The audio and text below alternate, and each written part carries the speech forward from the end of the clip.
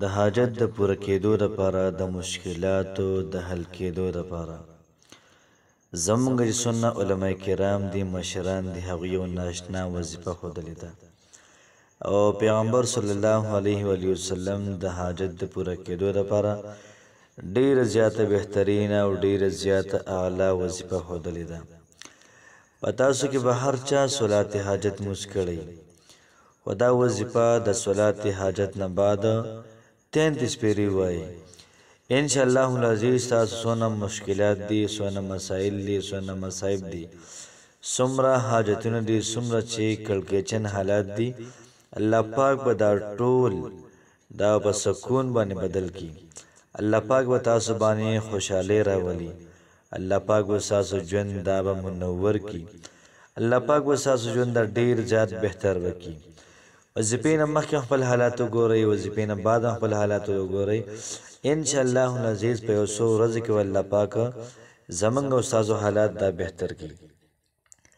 بسم الله الرحمن الرحیم شروع کوم د ډیر زیات بخونکی او د ډیر زیات مهربان رب په نوم باندې زه ګواهي ورکوم د دې خبرې چې د الله پاک نه علاوه د عبادت لایق څوک نشته دی او جناب محمد رسول الله صلی الله علیه و آله وسلم د الله پاک بنده دی د الله پاک رسول دی السلام علیکم ورحمت الله وبرکاته امید دربکوم چې تاسو ټول په ټیک ټاک کې الله پاک هم خوشاله آباد ساته الله پاک دې زمونږ استاد ټول مسائل دا ختم کړي الله پاک دې زمونږ استاد حاجات دا پوره کړي الله پاک دې زمونږ استاد پریشانیاں دا ختم کړي څومره چې زمونږ ورونه دي یا خويندې دي بیماران دي الله پاک دې هغوی ته صحت کامله عاجله ورکړي سوچ پر دعا باندې امین وای دا هغه څومره حاجات دي پروردگار حاجت ول پوره کړي مشکلات ټینشن دا ختم کړي نن چې کوم زمونږ وظیفه ده د ډیره زیاته د قوت ولا د ډیره زیاته بهتر ده کو څوک داسې وي چې د هغوی حاجات د پوره کیږي نه دا وظیفه دیو کې ان شاء الله العزیز الله پاک بولا ټول حاجتونه دا پوره کوي سمرن چې لوی نه لوی حاجت دی او دا پوره کیږي نه ان شاء الله العزیز د دې وظیفې نه بعد به الله پاک د انسان ټول حاجتونه دا پوره کوي حلقه محترم او صلات حاجت موس کوي او ډیرو حلقه بکړې مې سګوسم لګیاوي ولیکن د صلات حاجت نه بعد دا یو وظیفه دیو کی بیا ری تماشا کې چې الله پاک د انسان ته څنګه ورکړه کوي الله پاک د انسان حاجات دا څنګه پوره کوي الله پاک د انسان مشکلات دا څنګه حل کوي ان شاء الله محترم وظیفه یو ده او پایدې به کې دا ډېر زیات دي کلم تاسو باندې پریشانی راشي د مخلوق نه مغواړي کله تاسو د ټینشن راشي مخلوق ته بیانوي مو کله تاسو باندې حالات راشي مخلوق ته مو وایي کله تاسو ته د رزق مسله شي کاروبارم خراب شي مخلوق ته وایي مو مخلوق وسو کی خپل خالق ته وایي خپل مالک ته وایي هغه تاسو غنیان کی اب تاسو مالدار کی اب داس زین تاسو ته رزق در کی چې تاسو به حیران شئ الله پاک به منګو تاسو ټول سب الله پاک د رحم معاملو کی زمونږ سونه بزرګان سونه مشران نه هوی دا وظیفه هودلې ده او تاکید کړي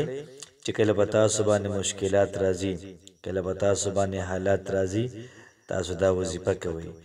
چې کله مشکلات مقابل کې دا وظیفه د حالات مقابل کې دا وظیفه د ټینشن د پریشانی مقابل کې دا وظیفه رزق د نشوالي مقابل کې دا وظیفه چې څونه مسائل وي دا وظیفه دی کې ان شاء الله الله پاک به ټول حالات ته بهتر کړي الحمدلله موږ په دې وظیفه باندې عمل کړی دی 2 رکعات صلات حاجت نه بعد موږ دا وظیفه کړی ده چې څومره ګران کار راغلی دی سونم کلکچن حالات راغلی دي سونم مسائل مصائب راغلی دي سونه بیماری راغلی دي ان شاء الله د دې وظیفې په برکت باندې الله پاک ټول حل کړی دي سونه کارونه دا سوي چې غین هتی وي هغه پوره کیږي نه د دې وظیفې په برکت باندې الله پاک دغه نخته کارونه د محترمو آزاد کړي دي او د سر ته رسولي دي. نن زه تاسو ته کومه وظیفه وایم ډېره زیاته سپیشل ده، ډېره زیاته خاص ده. که تاسو هم دا وظیفه وکړله انشاءالله العزیز الله پاک به ډېر زیات ښکلي حالات راولي. ځکه دا وظیفه وایم چې تاسو د مخلوق نه رامنې شئ او د خالق نه غوښتلو والا شئ. الله پاک نه صرف څیزونه غواړي. وظیفه څنګه ده؟ طریقه داسې ده چې پیغمبر صلی الله علیه و آله وسلم د دنیا نه لاړی خو موږ ته محترمو د پریشانو حل دی راښودلی دی. نو وظیفه څنګه ده، کول څنګه دي، ټول ترتیب زه تاسو ته په سټپ بای سټپ او ښه په طریقه باندې ښایم. فرمایي چې کله تاسو صورت حاجت مونځ دا وکئ، سورة الفاتحه به ووایئ، هغې نه بعد به سورة الکافرون دا به 11 پیرې ووایئ. قل یا ایها الکافرون لا اعبد ما تعبدون تر اخره پورې 11 پیرې پوره کو. بیا به د هغې نه بعد رکوع کوئ، رکعت به پوره کوئ، دویم رکعت ته پاسئ. په دویم رکعت کې د سورة فاتحې نه بعد سورة الاخلاص به 11 پیرې وایئ. خو داسې مونځ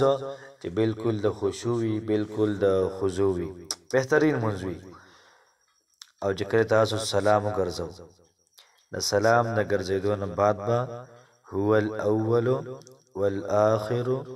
والظاهر والباطن دا به 33 پیرې ووایئ، 13 پیرې او 3. دا چې کله وویلې بیا به د هغې نه بعد لاسونه اوچت کړئ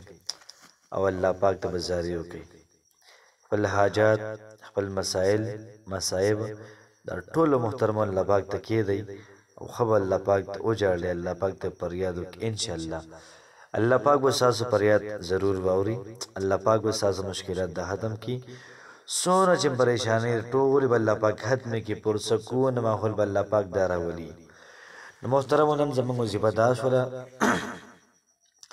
چې موږ به صلات حاجت مونځ وکړو، بیا به د هغې نه بعد هو الاول والآخر والظاهر والباطن دا به 33 پیرې وایو. نو څومره چې د چا حاجات دي د هغې دپاره